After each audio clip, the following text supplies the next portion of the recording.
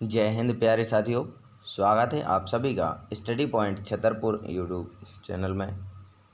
आज हम आप सबके लिए लेकर आए हैं उत्तर प्रदेश पुलिस और आरपीएफ एसआई के लिए अर्थव्यवस्था से संबंधित 51 प्लस महत्वपूर्ण प्रश्न जो बार बार परीक्षाओं में पूछे जाते हैं। आज का पहला प्रश्न है, कौन सा भारतीय स्टॉक एक्सचेंज अपना खुद का प्रारंभिक सार्वजनिक प्रस्ताव आईपीओ लाने की योजना बना रहा है। आपको बताना है कि भारतीय स्टॉक एक्सचेंज कौन है जो खुद का प्रारंभिक सार्वजनिक प्रस्ताव लाने की योजना बना रहा है।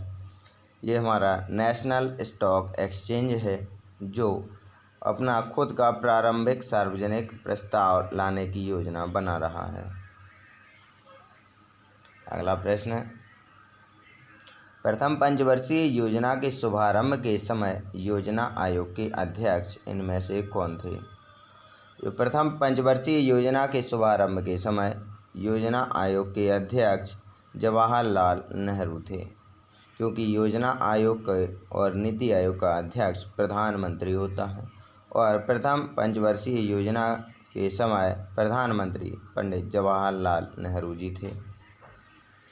अगला प्रश्न, अर्थशास्त्र में मांग वक्र की ढलान सामान्यतः कहाँ से कहाँ होती है। अर्थशास्त्र में मांग वक्र की ढलान सामान्यतः बाएं से दाएं नीचे की ओर होती है। अगला प्रश्न, उपभोक्ता अधिकारों के संदर्भ में कोपरा का पूर्ण रूप क्या है। उपभोक्ता अधिकारों के संदर्भ में कोपरा का पूर्ण रूप कंज्यूमर प्रोटेक्शन एक्ट होता है। अगला प्रश्न, वर्ष 1867 से 68 में भारत की राष्ट्रीय आय का प्रथम प्राक्कलन किसने तैयार किया था। अंग्रेज़ों के समय में वर्ष 1867-68 ईस्वी में भारत की राष्ट्रीय आय का प्रथम प्राक्कलन दादा भाई नौरोजी के द्वारा तैयार किया गया था। अगला प्रश्न है,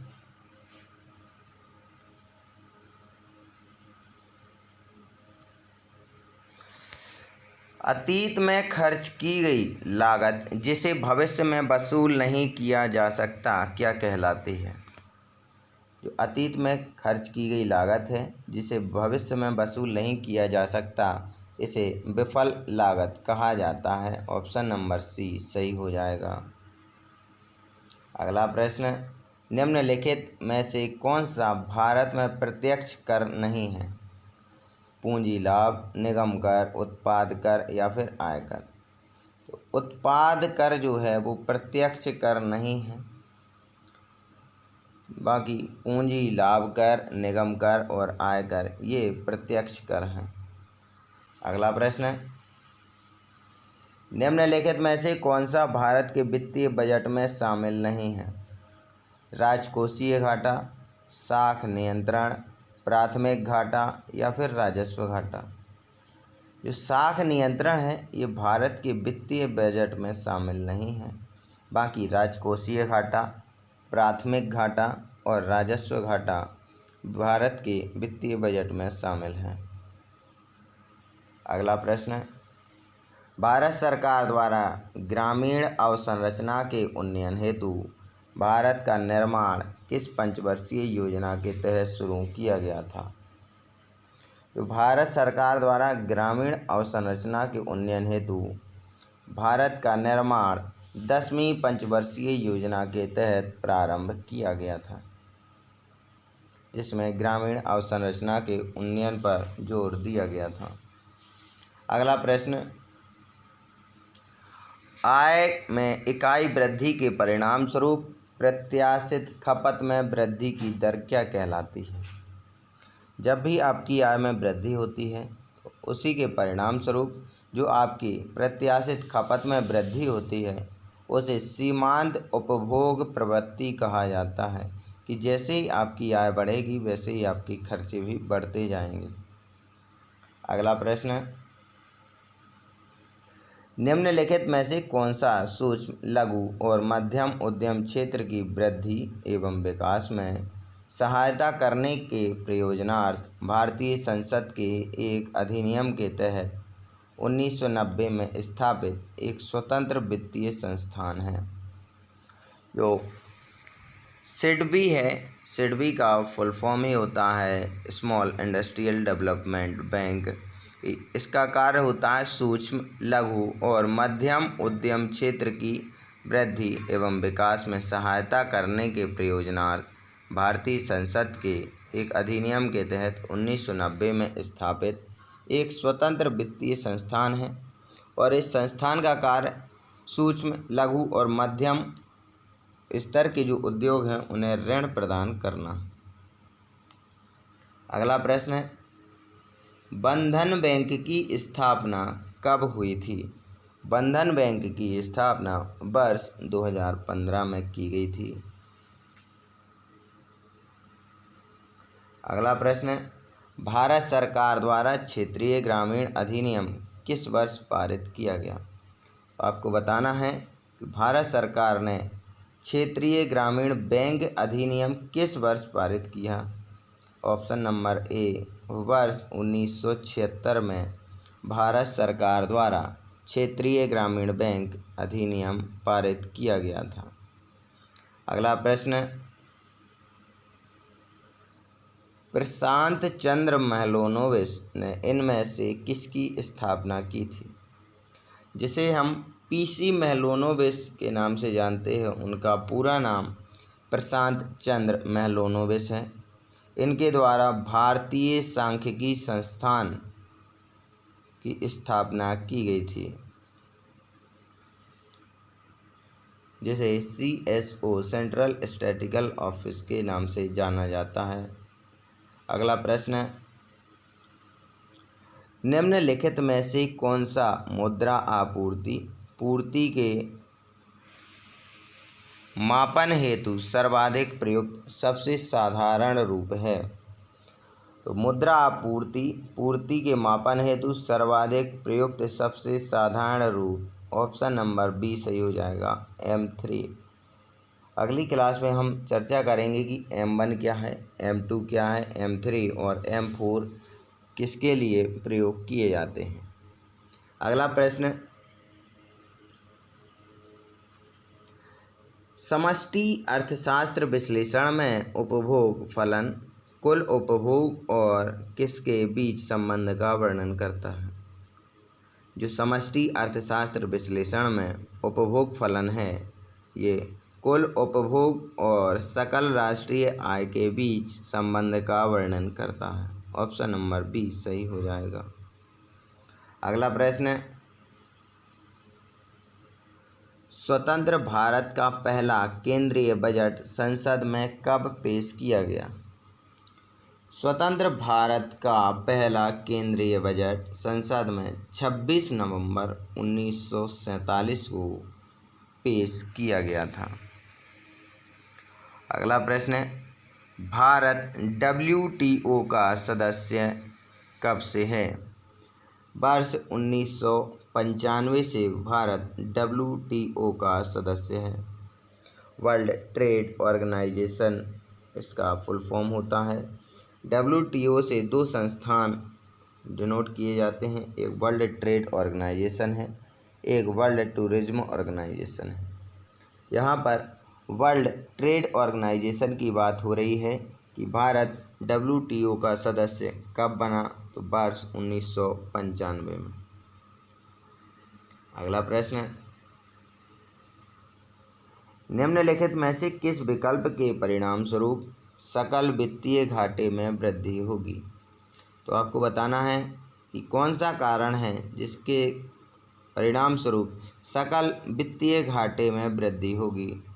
विदेशों से ऋणों में कमी, राजस्व प्राप्तियों में वृद्धि, RBI से ऋणों में कमी या फिर राजस्व प्राप्तियों में कमी। अगर वित्तीय घाटा होगा तो उसमें सीधा सीधा है कि वित्त जहाँ से पैसा आ रहा है उसमें अगर कमी हो रही है, जो राजस्व है हमारा, अगर उसकी प्राप्तियों में कमी होगी तो इसके परिणाम स्वरूप सकल वित्तीय घाटे में भी वृद्धि हो जाएगी। भाई जो राजस्व है अगर वो कम हो रहा है तो वित्तीय घाटा बढ़ जाएगा, अगर राजस्व प्राप्तियों में वृद्धि हो रही है तो वित्तीय घाटा कम हो जाएगा। अगला प्रश्न है, राजकोषीय नीति किसकी नीति है? तो जो राजकोषीय नीति है ये सरकार की नीति होती है। ऑप्शन नंबर सी सही हो जाएगा। अगला प्रश्न है, एन.के. सिंह भारत के किस वित्त आयोग के अध्यक्ष बने? जो एन.के. सिंह थे ये भारत में 15वें वित्त आयोग के अध्यक्ष थे। अगला प्रश्न, भारत में किस पंचवर्षीय योजना में नेहरू रोजगार योजना NRY शुरू की गई थी?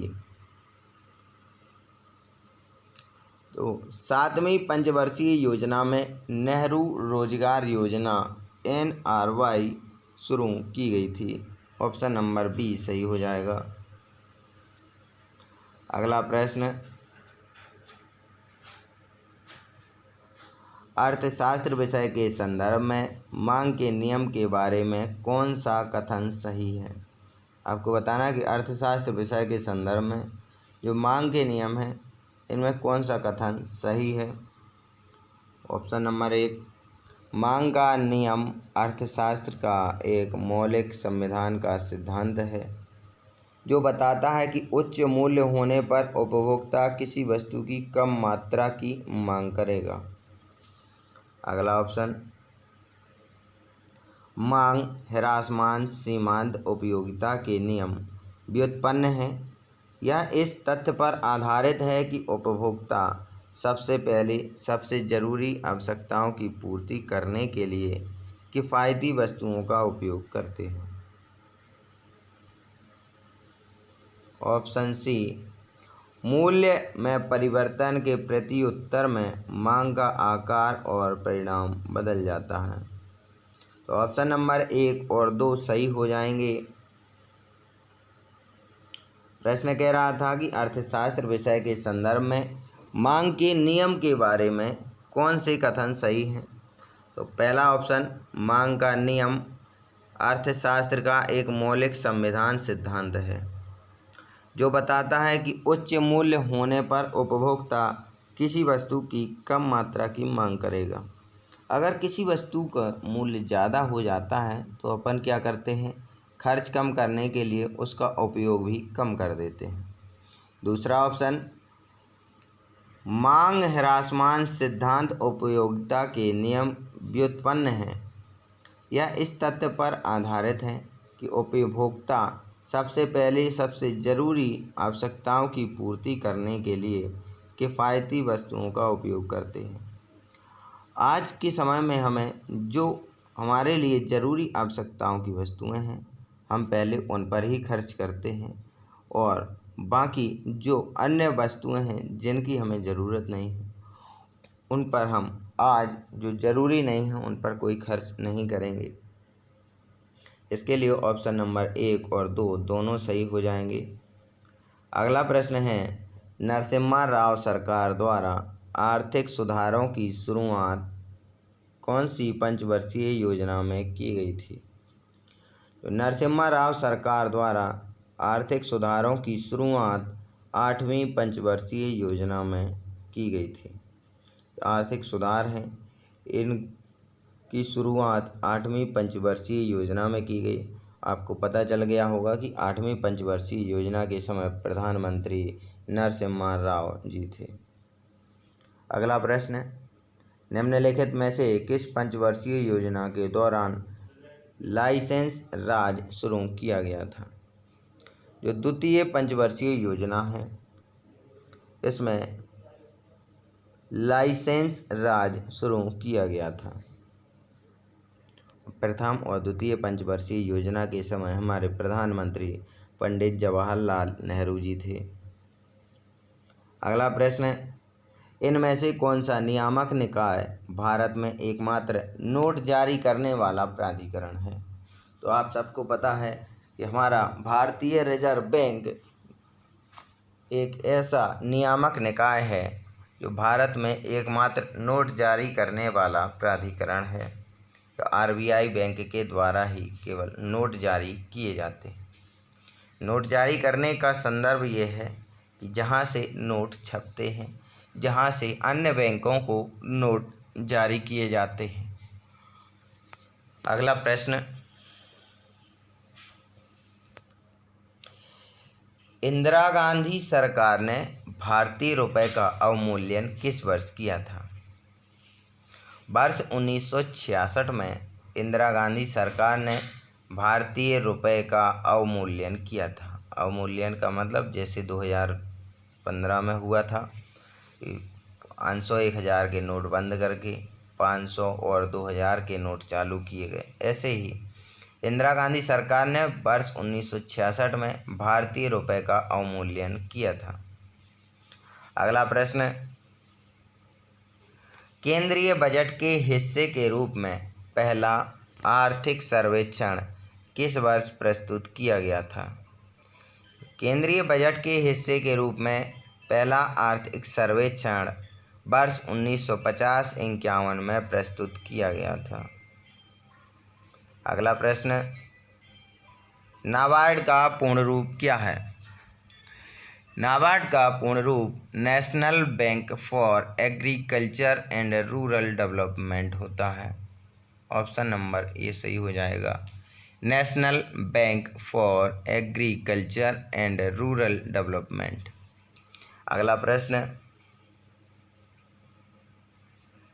केंद्रीय बैंक द्वारा पुनर्खरीद की तारीख और मूल्य के स्पष्ट विनिर्देश के साथ बेची गई प्रतिभूतियों को क्या कहा जाता है?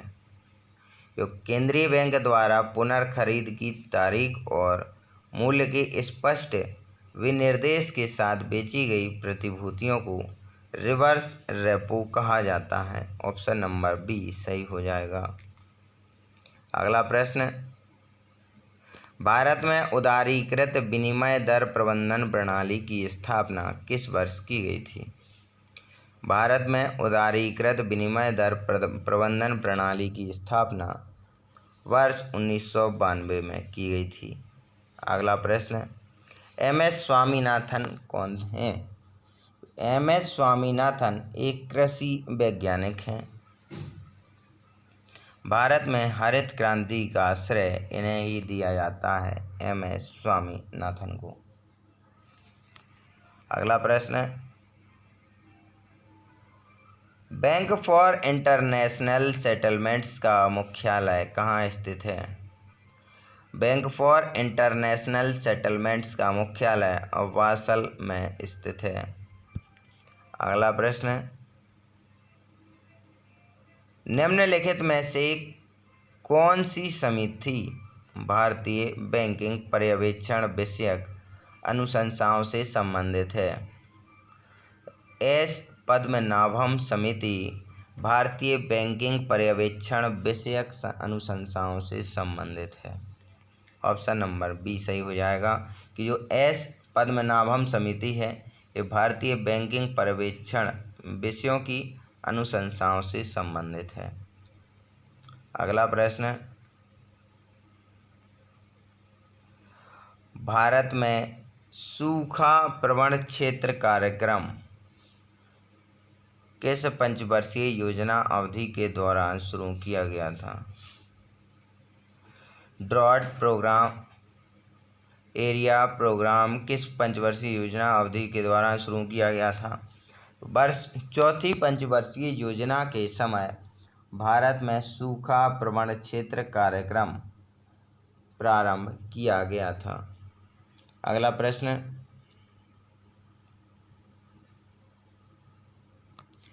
प्रथम पंचवर्षीय योजना का मुख्य ध्यान किस क्षेत्र पर था? तो जो प्रथम पंचवर्षीय योजना थी, जब भारत आज़ाद ही हुआ था तब प्रथम पंचवर्षीय योजना का मुख्य केंद्र कृषि क्षेत्र का विकास करना था। अगला प्रश्न, भारत में हरित क्रांति को सफलतापूर्वक निष्पादित करने का श्रेय किसे जाता है? तो इसके पहले ही हम पढ़ चुके हैं कि हरित क्रांति के जनक भारत में एम.एस. स्वामीनाथन को जाने जाते हैं। ये भारत में हरित क्रांति को सफलतापूर्वक निष्पादित करने का श्रेय एम.एस. स्वामीनाथन को जाता है और ये कृषि वैज्ञानिक हैं। अगला प्रश्न है, भारत की कौन सी पंचवर्षीय योजना की अवधि मार्च 2017 में समाप्त हुई? भारत की 12वीं पंचवर्षीय योजना की अवधि मार्च 2017 में समाप्त हुई, क्योंकि 12वीं पंचवर्षीय योजना का সময়काल 2012 से 2017 तक था।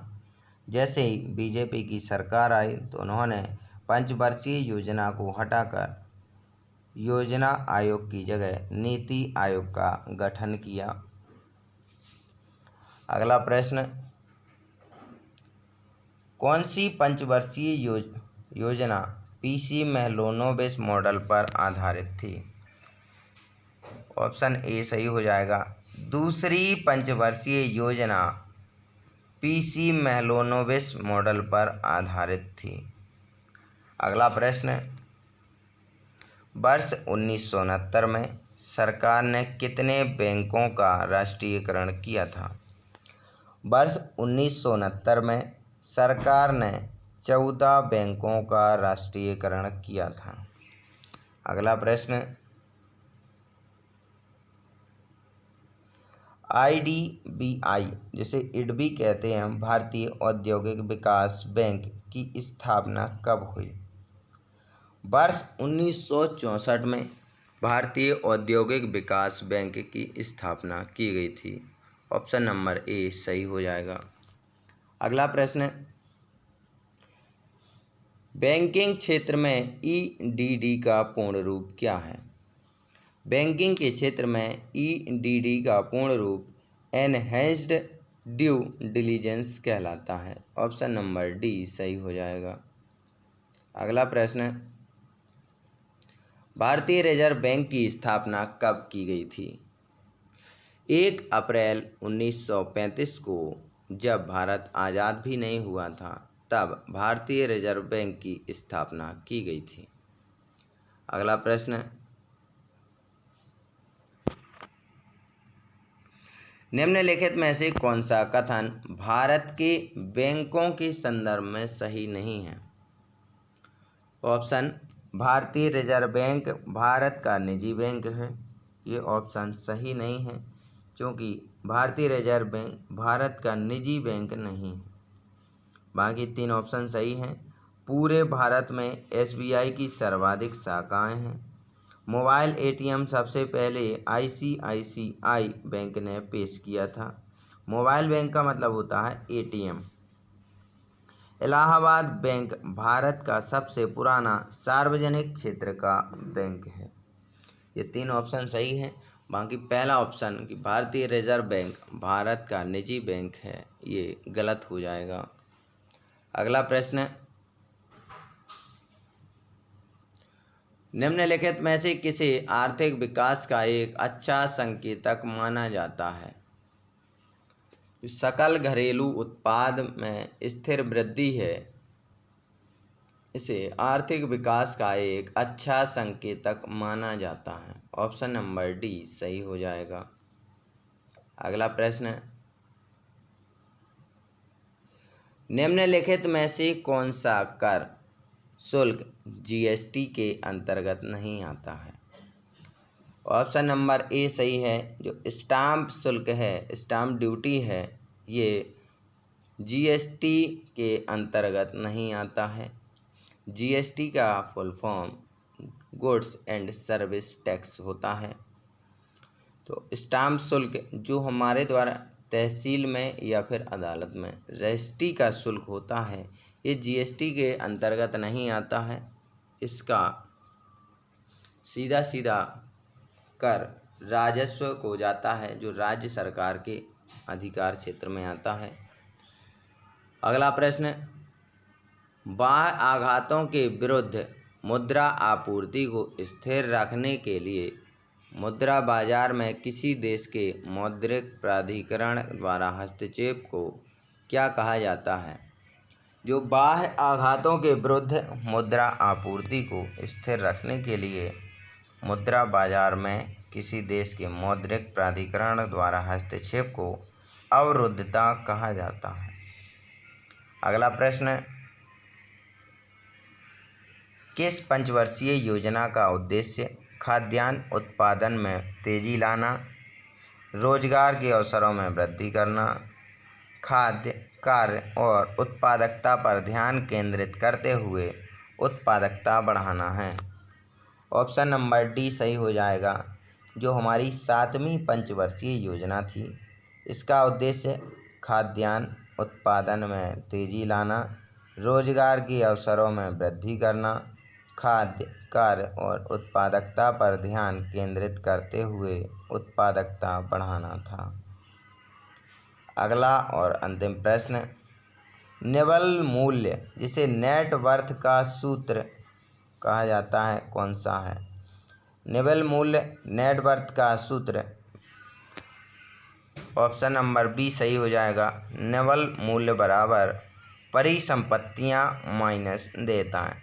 आपके पास कुल कितना पैसा है, इसमें से आपको कितना कर्ज देना है, इसे अगर हटा दें तो हमारी नेट वर्थ हमें प्राप्त हो जाएगी। दोस्तों, यूपी पुलिस पेपर की डेट आ चुकी है और आरपीएफ, एसआई और कांस्टेबल की भी डेट आने वाली है। इसलिए अर्थव्यवस्था से संबंधित कुछ महत्वपूर्ण बिंदु हैं जो मैं आज आपको बताने जा रहा हूं, जहां से सीधे सीधे प्रश्न परीक्षा में पूछ लिए जाते हैं अर्थव्यवस्था से। जैसे आरबीआई की स्थापना कब हुई, आरबीआई के वर्तमान गवर्नर कौन हैं, प्रथम गवर्नर कौन थे, भारतीय आज़ादी के बाद आरबीआई के प्रथम गवर्नर कौन बने, बैंक रेट क्या कहलाती है, रेपो रेट क्या कहलाती है, रिवर्स रेपो रेट क्या कहलाती है, एसएलआर क्या कहलाती है,